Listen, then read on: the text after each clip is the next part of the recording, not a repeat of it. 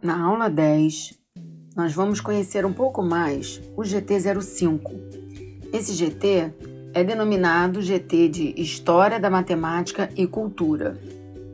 É um dos GTs da Sociedade Brasileira de Educação Matemática. Para embasar os nossos estudos, vamos ter acesso ao livro História da Matemática e Cultura, que é um livro organizado pela professora Cristiane Kopp, publicado pela SBEM em 2020. Esse livro está em anexo a esta aula em PDF, para vocês poderem fazer o download dele. A primeira parte do livro, que é dividido em duas partes, fala sobre a história da matemática. Nessa parte, temos capítulos interessantes sobre os jornais, a função dos jornais na construção da matemática no Brasil e também sobre a matemática grega. Depois nós temos a parte que interessa bastante pra gente, que vai falar sobre a etnomatemática. 6 capítulos compõem essa parte do livro. O primeiro capítulo, que nos interessa especialmente, denominado Discursos da Etnomatemática, Caminhos para a Dimensão Pedagógica, foi escrito pelos professores Cristiane Kopp e Rodrigo Guimarães Abreu. Outros capítulos são muito interessantes também, pois apresentam atividades etnomatemáticas numa escola indígena. Um outro capítulo muito bacana, escrito pelo Júlio César do Vale, vai fazer uma entrevista com Biratã D'Ambrosio e conversar sobre a matemática, as memórias escolares dele, a vida desse grande pesquisador brasileiro. Além disso, temos também um capítulo que vai trazer as questões da educação do campo, as resistências, e todos esses capítulos têm como base o referencial teórico da etnomatemática. O penúltimo capítulo desse bloco do livro discute o currículo e as perspectivas da etnomatemática dentro da visão da modelagem matemática, e foi escrito pelo Milton Rosa e Daniel Orey. Ambos são professores da Universidade Federal de Ouro Preto. Por fim, existe um capítulo do Gustavo Alexandre de Miranda que traz uma reflexão sobre o que é o ser humano, o que é o conhecimento e o que é a etnomatemática. É um capítulo que encerra o livro trazendo questões filosóficas para a nossa reflexão. Façam uma pausa na nossa aula e leia o capítulo Discursos da Etnomatemática, Caminhos para a Dimensão Pedagógica. Tente anotar o que achar mais importante desse capítulo. Após a leitura, vamos continuar a discutir.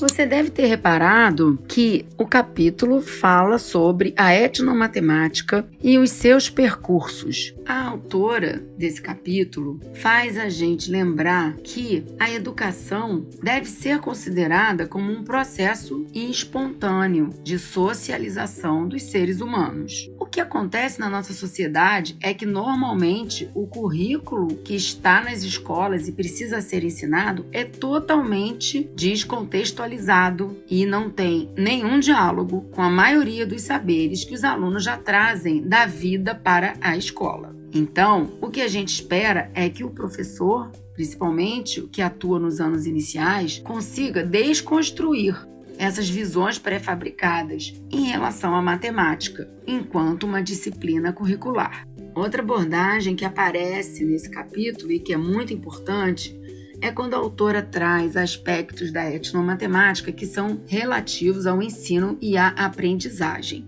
Normalmente, o professor educador busca conduzir seus alunos a refletir, raciocinar, medir, contar, calcular e aprender a concluir. O professor também busca pelo entendimento de como a cultura se desenvolve e potencializa questões da aprendizagem. Mas aí surge uma dúvida que é muito comum para todos os professores, que é como interligar, como operar com as aprendizagens que ocorrem tanto na escola quanto na vida do aluno.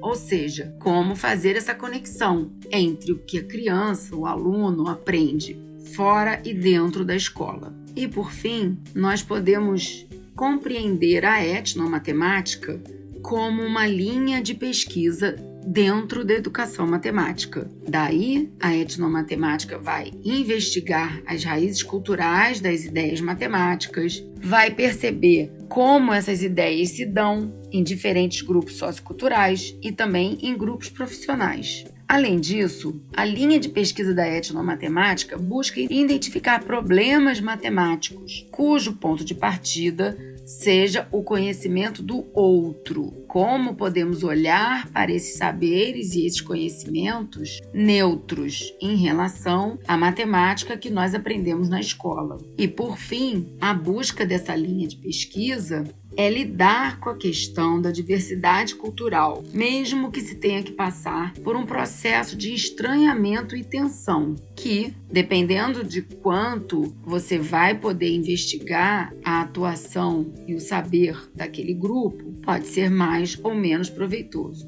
Mas o que realmente nos interessa, enquanto futuros professores, é a dimensão educacional da etnomatemática. E, para isso, é muito importante ler um trecho do livro Etnomatemática, Elo entre as Tradições e a Modernidade, de autoria do professor Ubiratã D'Ambrosio. Nesse slide, Ubiratã define para ele o que seria a proposta pedagógica da etnomatemática. E o primeiro capítulo desse livro está disponível no link aqui desse slide. Além disso, você pode usar o QR Code com o seu celular e acessar direto esse capítulo. Pause a apresentação, leia o capítulo e daqui a pouco a gente conversa de novo. Podemos retomar nossa discussão? Agora que você já leu e conhece um pouco da obra do Ubiratã D'Ambrosio, nós podemos também conhecer as primeiras ideias sobre etnomatemática de outros pesquisadores. Por exemplo, o professor Sebastiane Ferreira, ele tem um artigo que pode ser encontrado na internet, que pergunta, traz esse questionamento se a educação matemática é uma ciência ou não. Um outro autor e pesquisador muito importante na área é o professor Bill Barton. Ele trouxe a questão da diversidade cultural na matemática, na sua tese de doutorado. E, por fim, o professor Arthur Powell, que sempre esteve atento ao eurocentrismo na matemática, ou seja, seu principal desafio é mostrar para o mundo que não apenas a Europa produziu conhecimento matemático, mas várias outras culturas deixaram uma herança importantíssima em termos de conhecimento matemático. E a importância da leitura desse texto, que está nos acompanhando nessa apresentação, nessa aula, é trazer as respostas dos pesquisadores entrevistados em relação a como opinam sobre o que possa ser feito na direção de diminuir os problemas relacionados ao ensino da matemática e a resistência, que a gente sabe que existe um pouco, por parte dos professores quanto ao entendimento da etnomatemática enquanto proposta pedagógica. Uma proposta que valoriza o conhecimento do outro, nesse caso, o aluno. Os professores entrevistados também foram questionados se acreditam que a etnomatemática possa ser contextualizada no ensino, ou até mesmo se existe lugar para tal proposta nesse modelo formal de escola que temos nos dias de hoje. E, por fim, como os pesquisadores acham que deveria ser a postura de um professor que se diz etnomatemático, ou seja, que se filia a esta linha de pensamento.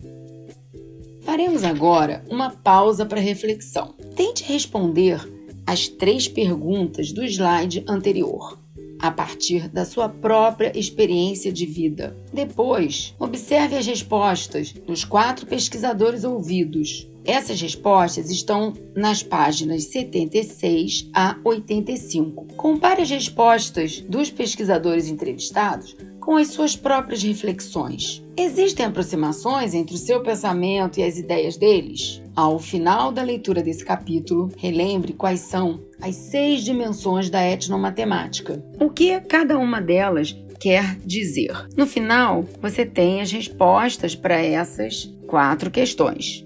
Claro que as 3 primeiras são respostas pessoais, Contudo, eu chamo a sua atenção para a última pergunta, cuja resposta também está no slide, mas você precisa conceituar individualmente o que quer dizer cada uma dessas 6 dimensões. E na próxima aula, conheceremos uma outra tendência na pesquisa em educação matemática, que é a educação matemática crítica. Faremos a leitura de um dos trabalhos do professor Ole Skovismose, o principal autor da educação matemática crítica. Até lá!